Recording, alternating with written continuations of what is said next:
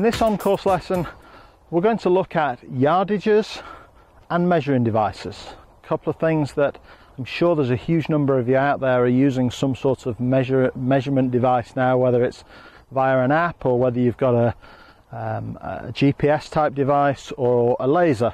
And I want to talk to you about a couple of things I think that you should be aware of, a couple of my real beliefs in terms of how you can use these to make sure that you save shots out on the golf course. In other words, they make sure that they're creating a positive effect on your golf performance. Two main devices: the GPS, which gives you position from where you're stood next to your golf ball to the green, and that usually includes a yardage to the front, the middle and the back, and a laser device, which seems to be the more popular option, especially amongst the better players out there, which gives you a yardage to the flag. Now, I know there's very much a group of players out there who would use one or the other of these. I have both, and I'm going to explain how I use them. I think that the GPS, for the majority of golfers, is much more relevant on course, whereas the laser is much more effective in terms of understanding an exact distance, and in particular practicing a specific yardage shot, especially in short game and pitching. I have to be honest, I'm not a huge fan of lasers for the majority of players out on the golf course, and there's one real reason for that. They don't give you enough information.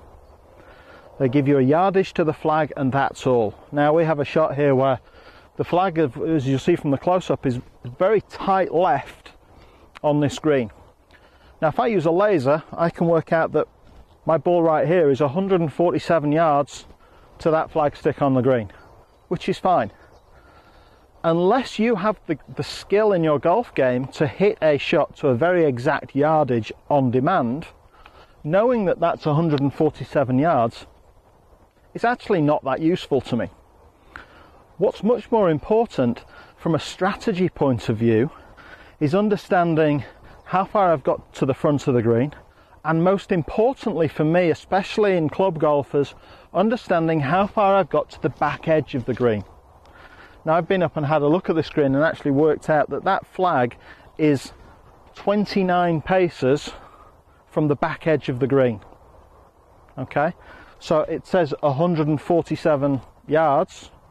It's actually 176 yards from here before I get over the back of the green. The flag is very close to the front. Now if I was just using a laser and I wasn't aware that the flag was very close to the front, I pick a yardage, I pick a club, and maybe I'm only just picking enough club to get there to cover that distance. There's a water hazard short right of the green here. If I don't hit a perfect shot, chances are I could hit this in the water really easily by working off 147 yards. What I need to be able to do is select a club where I can hit it into a slightly wider area. I need to understand that actually 147 yards for me is probably a smooth 8-iron. But 176 yards, which is what it is to the back edge, I'm going to have to hit a really, really good 6-iron to get it anywhere near the back edge of the green here. So I'm looking at that. That's a 2-club difference from where the laser's telling me to hit the ball versus where the back edge of the green is highlighted by the GPS. So what I'm going to do is I'm going to play much closer to the back edge of the green yardage. Okay. Aim for the wide part of the green. There's a water hazard here, we don't want to mess with that. Aim for the wide part of the green. Take enough club that if I don't hit a perfect shot, I've got plenty of club to clear the trouble at the front, and I'm nicely in play up at the green. Now this is for me a critical element of strategy. There is a well-known fact, I'm sure you've read this, you've come across this before, but the vast majority of players spend far more time coming up short of their desired yardage than ever hit the ball long. If you play 18 holes, ask yourself how many times with a full swing have you flown over the back of the green and finished up long having to chip backwards, versus how many times are you short in the front bunker, short of the green. The difference is amazing. So if you're able to understand where the various parts of the green are, in other words front, middle and back, and particularly out on the golf course, understand that the yardage to the flag is only of any use, any consequence, if you're aware of the front and the back edge of the greens. If you can't calculate those distances, knowing the distance to the flag from a strategy point of view is actually not that useful.